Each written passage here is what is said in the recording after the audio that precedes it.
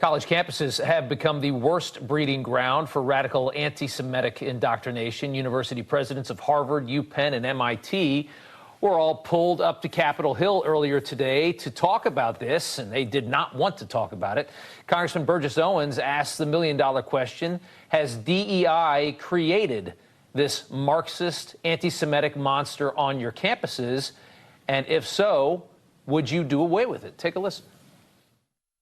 There's a direct link from DEI and CRT to the growth of Marxist-centrist groups like BLM, Antifa, and the pro-Hamas on campuses.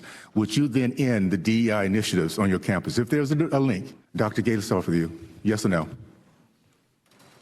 Our DEI efforts are about ensuring that all of our Okay, so that's a no. Our DEI office is committed to having everyone survive. No. All right, and Ms. Cormuth, real quick, just yes or no, sorry. I find it hard to understand how equity and inclusion as a concept is a hate.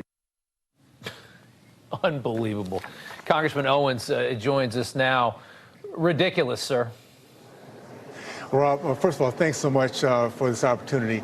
Going into this hearing, we all knew that we were not going to get the right answers from these leaders. They're part of the problem. They have seen this, they've overseen this process for a long, long time. We're just, as a nation, finally, because of the evil that we saw on October 7th, it's hard for us to understand how our kids could be drawn into this with no empathy, no desire to want to know the truth. Now we understand why.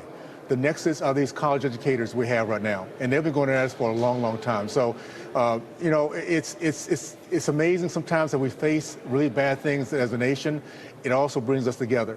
And we're going to have some really good people on both sides of the aisle to say, you know what, enough of this mess, enough of this teaching our kids to hate each other, to be segregated.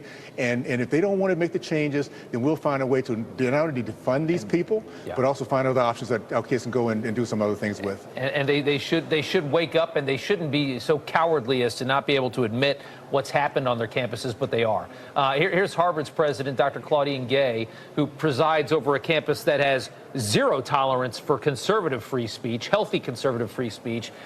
She got hammered today by Elise Stefanik on the bizarre tolerance at Harvard for blatant anti-Semitism.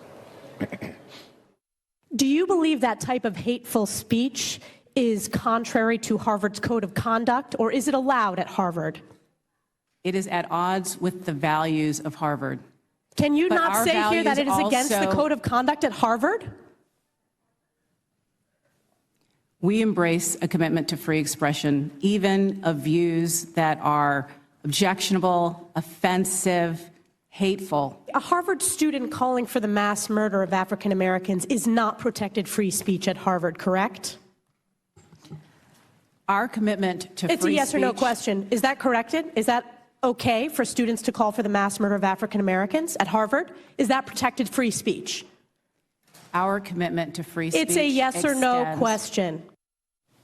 I mean, these people are awful, Congressman. I mean, that is a tremendous back and forth. The truth of the matter is this has been happening for a long, long time. So you wonder why we're producing and graduating young bigots, people whites that hate Jews, blacks that hate everybody. I mean, this is because of the kind of leadership we have here. The upside of what's going on is they're finally being called out.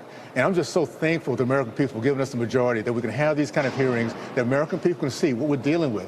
And we're going to address this in the way we should. And if these colleges want to continue to bring on diversity, bigots, even though they're black, because they're black, I guess they give them some room. But if they want to continue to do that, we'll find some more options. And we'll let the American people realize that there's choices out there other than these schools that are going to teach our kids not only to hate, but come out with degrees that mean absolutely nothing. And it's just not where we're going to go as we move forward in the future, for sure. It's a great job today, sir. And we thank you so much for coming on.